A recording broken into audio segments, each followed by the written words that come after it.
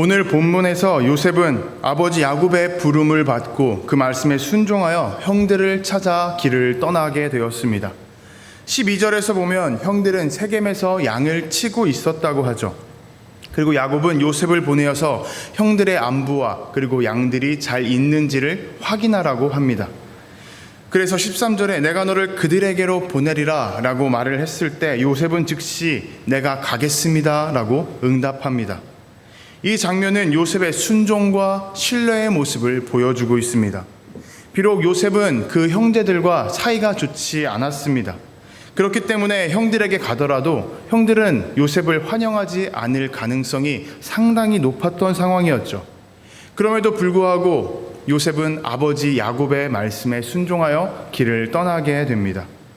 요셉은 단순히 심부름을 하는 아들이 아니라 부르심 앞에서 머뭇거리지 않고 순종하는 모습을 보여주고 있는 것이죠. 그리고 15절에 보면 요셉은 세겜에 도착했지만 형들이 없어 서성였다고 기록합니다. 여기서 우리는 요셉의 중요한 모습, 뛰어난 모습을 하나 발견하게 됩니다. 요셉은 형들을 만나기 위해 다른 사람에게 목적지를 묻고 도단까지 나아가게 되죠. 세겜에서 도단까지는 20km 정도 떨어져 있습니다. 그 먼 거리를 형들을 찾기 위해서 아버지는 세겜으로 갔다 오라고 했지만 형들의 안부와 양들의 평안한 상태를 보기 위해 도단까지 또 길을 나섰던 것입니다. 요셉은 단순히 가서 보고 오는 그러한 수준에서 멈춘 것이 아니라 기꺼이 찾아 나서는 순종의 모습을 보였던 것이죠. 하지만 가슴 아프게도 이 순종은 요셉을 어려운 자리, 힘든 자리로 끌어내리게 됩니다. 요셉의 순종은 사랑의 마음으로 시작했던 그러한 여정이었지만 기다리고 있었던 것은 형제들의 분노와 미움 그리고 시기, 질투였던 것이죠. 그렇게 요셉이 먼 길을 걷고 걸어서 도단까지 이르게 되었습니다. 요셉이 형들에게 가까이 오자 형들은 멀리서 그 요셉의 모습을 보고 이렇게 속삭입니다. 저기 꿈꾸는 자가 오는도다. 이 말은 조롱이자 오랜 분노가 응어리진 그러한 표현이었습니다. 형들은 이제 그 꿈 자체를 없애버리고 싶어 했죠. 그래서 그 모습이 18절과 20절에서 명확하게 나타납니다.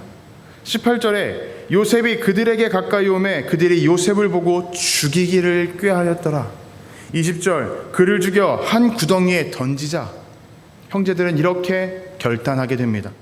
동생임에도 불구하고 시기와 질투를 했고 또 커져가는 끊임없는 미움과 분노 때문에 자신의 동생을 죽이려 하는 모습을 나타내고 있는 것이죠. 다행인 것은 그때 첫째 아들인 르우벤이 나서서 반대했다는 사실입니다. 장자로서 형제들의 극단적인 행동을 말리면서 요셉을 그냥 구덩이에 던져버리고 말자라고 의견을 제시합니다. 우리가 읽었듯이 속으로는 형제들에게서 요셉을 구해서 아버지에게로 돌려보내기 위함이었습니다. 그리고 다행히도 다른 형제들은 그 르우벤의 말에 따랐습니다. 그래서 요셉이 가까이 왔을 때에 그가 입고 있었던 채색 옷을 전부 다 벗겨버리고 물이 없는 구덩이에 집어넣고 말았습니다. 요셉은 어둠과 고립 그리고 죽음 같은 자리에 던져지고 만 것이죠. 그리고 얼마 안 지나 이스마엘 사람들이 지나가기 시작합니다. 형제들 중 유다는 죽이는 것보다 이 요셉을 갖다 팔아버리자라고 계획을 합니다. 그래도 요셉은 우리의 동생이니 죽이지는 말자라고 했던 것이죠. 솔직히 그 당시의 노예의 처우나 죽이는 것이나 별반 다를 바 없지만 유다는 그냥 자신들의 손으로 죽이는 것보다는 다른 사람의 손을 빌리고자 했던 그러한 악독한 모습을 보이고 있는 것입니다. 그렇게 형제들은 요셉을 은 20에 넘기고 말았습니다.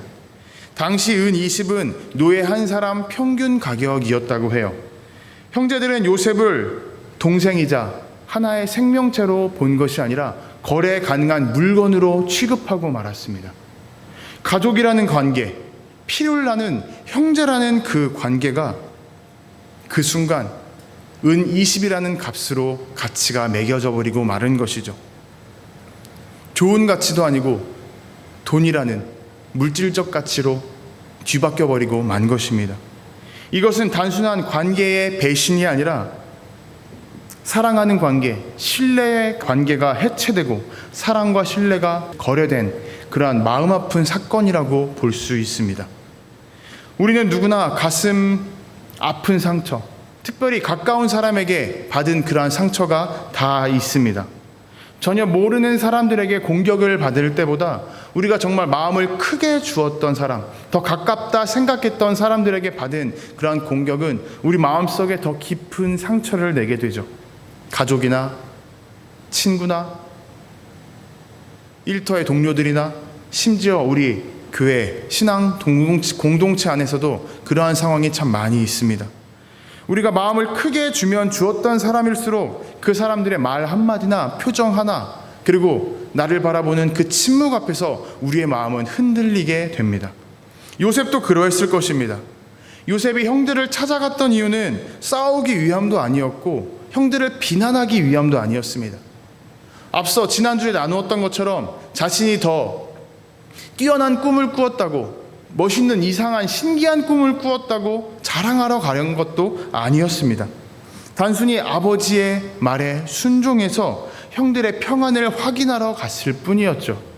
하지만 그 순수한 마음은 형들의 미움, 분노, 시기, 질투 앞에서 짓밟히고 말았습니다. 여러분, 우리가 가진 신뢰가 무너질 때 우리의 마음은 짓밟히고 흔들리고 맙니다. 다시는 사람을 믿지 않고 싶다는 그러한 회의감이 들기도 하고, 우리 마음속에 다른 사람은 없고 나만 동떨어져 있다라는 느낌의 외로움과 공허함이 가득 차게 되는 경우가 있죠. 그리고 믿음의 사람들조차 그 순간에는 사람과의 관계만이 아니라 하나님과의 관계에 있어서도 흔들림을 경험하게 됩니다. 배신은 단지 관계의 아픔이 아니라 신앙의 흔들림까지 이끌어내는 그러한 큰 상처가 되는 것이죠. 하지만 이 순간 우리가 놓치지 말아야 할 것은 요셉의 이야기가 노예로 팔려가고 끝나지 않았다는 사실입니다. 요셉이 경험한 배신은 하나님의 섭리, 하나님의 커다란 계획 안에서 더 크고 더 깊은 일로 연결되기 시작하는 어떠한 출발점에 이르렀다고 볼 수 있습니다. 그렇기 때문에 요셉이 구덩이에 던져지고 은 20에 팔린 이 사건은 단지 어느 한 사람의, 어느 개인의 비극적인 사건이 아니라 하나님이 사용하시는 인생의 전환점이 되었다는 사실입니다. 그리고 우리가 오늘 본 37장은 신기한 것이 하나 있습니다. 창세기 37장에서 처음부터 끝까지 하나님의 이름이 단 한 번도 언급되지 않는다는 사실입니다.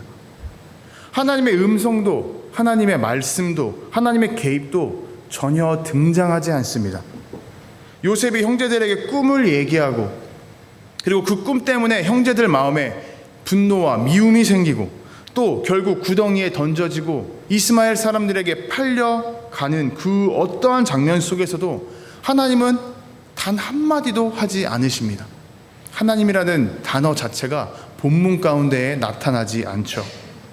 여러분, 우리가 신앙생활을 할 때에 가장 깊은 상처를 받는 때, 가장 고통스러운 때가 언제인지 아시나요? 우리가 믿고 신뢰하는 하나님의 음성이 들려오지 않을 때입니다. 우리가 신앙생활을 하는 이유는 하나님과 함께 동행하기 위함입니다. 하나님의 손을 붙잡고 이 땅 가운데에서 나아가기 위함입니다. 그런데 우리가 이 땅 가운데에서 걸어가고 있는데 하나님이 전혀 느껴지지 않는다면 그것만큼 우리에게 큰 신앙의 고통은 없을 것입니다. 기도를 해도 눈물을 해도 그 어떠한 응답도 들려오지 않을 때 우리는 마치 이 땅 가운데에 버려진 것 같은, 내팽개쳐진 것 같은 기분이 들게 되죠. 요셉도 그러한 감정에 빠졌을 거예요. 하지만 놀랍게도 하나님의 이름이 나타나지 않는 그 장면 가운데에 하나님의 섭리가 가장 깊이 역사하고 있었다는 사실입니다. 형들의 시기심, 그리고 유다의 제안, 우연히 지나가던 이스마엘 상인들, 그 모든 것들이 결국 하나님의 손길 안에서 계획대로 이루어졌다라는 사실을 우리는 깨달을 수 있는 것이죠.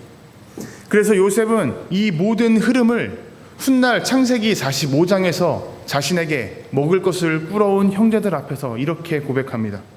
당신들이 나를 이곳에 팔았다고 해서 근심하지 마소서, 한탄하지 마소서.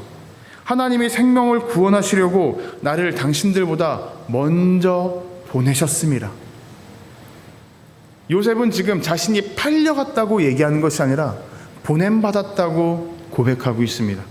사람들이 생각하고 그 사람들의 생각대로 지금 모든 것들이 이루어졌다고 생각했지만 결국 실상은 하나님께서 계획하고 하나님께서 이끄신 여정이고 길이었다는 사실입니다. 그리고 하나님의 모든 계획이었습니다. 이것은 우리의 시선, 세상의 시선이 아니라 믿음의 시선으로만 볼 수 있는 그러한 진실 중에 하나입니다. 우리 눈에 보이는 것만으로 우리 주변에 가득 찬 상황을 판단한다면 우리는 하나님이 안 계시다고 느낄 수 있습니다. 나 혼자 동떨어져 있다고 생각할 수 있습니다. 하지만 성경은 우리에게 분명히 가르쳐 줍니다.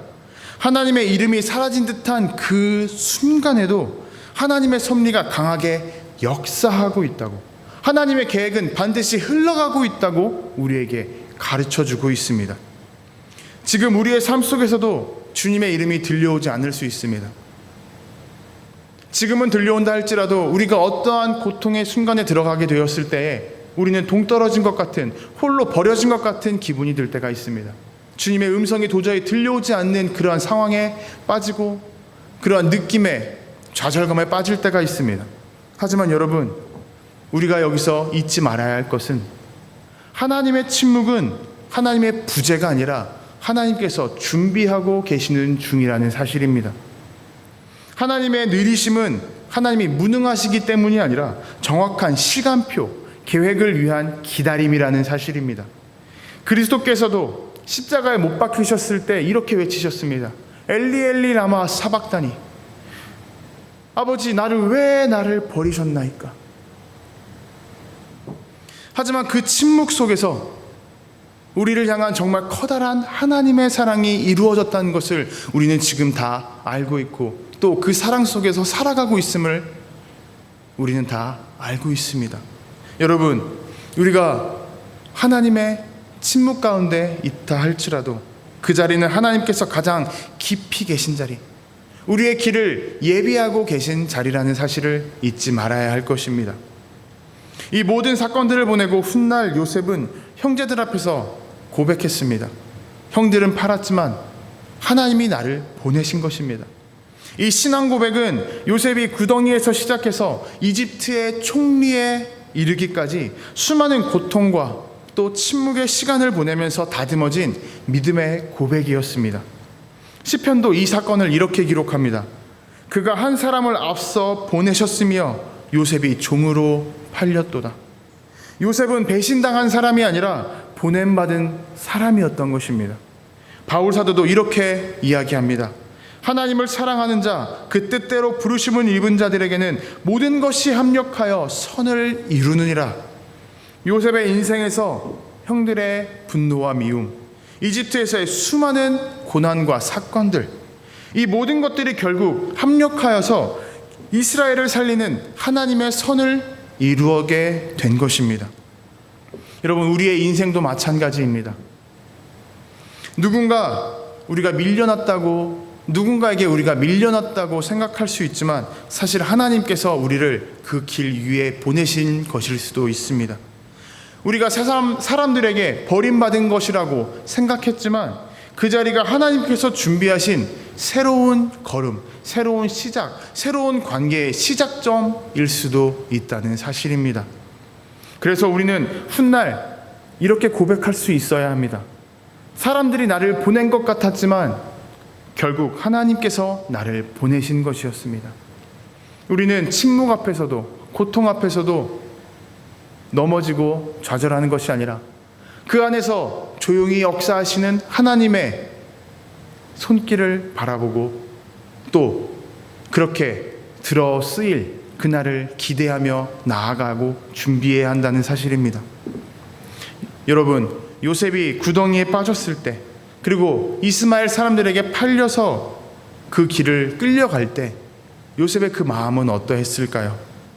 본문은 요셉의 감정이나 말을 거의 기록하지 않습니다. 37장에 하나님의 말씀, 하나님의 이름이 나타나지 않았던 것처럼 37장에서 나온 요셉의 마지막 말은 형들에게 보내는 야곱의 명령에 알겠다고 대답하는 그 순간 하나뿐입니다. 그것이 요셉의 마지막 대답이었습니다. 고통의 순간에 입이 닫히고 말았습니다.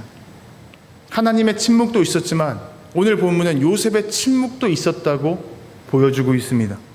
하지만 그 침묵은 고통의 깊이를 보여주는 침묵이기도 합니다. 요셉의 침묵은 현실의 외면이 아니라 마음을 정리하고 하나님 앞에 엎드리는 시간이 아니었을까, 저는 오늘 말씀을 보면서 묵상해 보았습니다. 우리도 상처 앞에서 감정을 숨기느라 버거울 때가 참 많이 있죠. 그럴 때 우리가 가장 먼저 해야 될 것은 하나님 앞에서 나의 고통과 상처, 아픔을 모두 다 내어놓는 것입니다. 요셉과 같이 수많은 인간관계에서 고통을 당했던 다윗도 시편에서 이렇게 고백합니다. 나의 눈물을 주의 병에 담으소서. 믿음이란 눈물을 가지고, 우리 고통으로 흘린 눈물을 가지고 하나님께 나아가는 것입니다. 그리고 눈물이 가득 담긴 그 병을 주님 앞에 내려놓을 때 우리 마음속에 상처의 회복이 시작될 것입니다. 요셉은 인생에서 가장 깊은 절망의 밑바닥을 경험했습니다. 그리고 그렇게 밑바닥으로 빠져들고 말았습니다. 하지만 놀랍게도 창세기 39장에 이르러서는 하나님께서 이렇게 말씀하십니다. 여호와께서 요셉과 함께 하심으로 그가 형통한 자가 되었더라. 함께 하심으로 형통한 자가 되었도다. 여러분, 형통이란 무엇인가요? 모든 것이 다 잘 풀리는 것, 우리의 생각대로 잘 되는 것일까요? 아니요. 요셉은 39장 그 상황 가운데서도 여전히 노예 상태였습니다. 우리가 다음 주에 나누겠지만 보디발 장군의 집에서 노예로 살아가고 있었습니다. 세상의 기준으로 보면 여전히 밑바닥의 인생을 살고 있었습니다. 그런데 하나님께서는 형통한 삶이라고 말씀해 주십니다. 그 이유가 여호와께서 함께 하셨기 때문입니다. 여러분, 형통은 상황이 아니라 하나님과의 동행임으로 결정되는 것입니다. 하나님이 함께 계시면 그 자리가 광야라 할지라도 우리에게는 형통의 자리입니다. 하나님이 함께 계시다면 깊고 어두운 구덩이라 할지라도 회복의 시작점이 될 수 있습니다. 시편 139편에서 다윗은 이렇게 고백합니다. 내가 하늘에 올라갈지라도 거기 계시며 스올에 자리를 펼지라도 거기 계시니이다. 하늘에도 스올에도 어디서나 하나님께서 함께 계시다고 고백을 합니다. 하나님은 버려진 자리에서도, 억울한 감정 속에서도, 관계의 폐허 한가운데에서도 우리와 함께 계시다는 사실입니다. 우리가 주님을 눈으로 보지 못한다고 해서 그 자리에 주님께서 안 계신 것이 아닙니다. 예수님께서 우리에게 이렇게 말씀하셨습니다. 내가 세상 끝날까지 너희와 항상 함께 있으리라. 너희와 항상 함께 있으리라.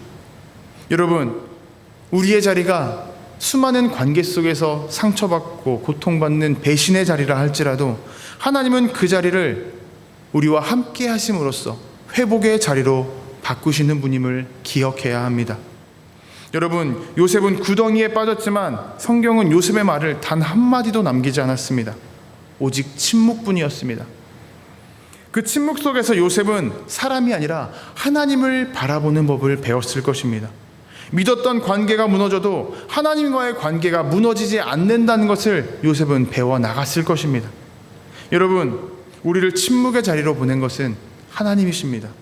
그리고 그 침묵의 자리에 하나님은 이미 자리를 잡고 계십니다.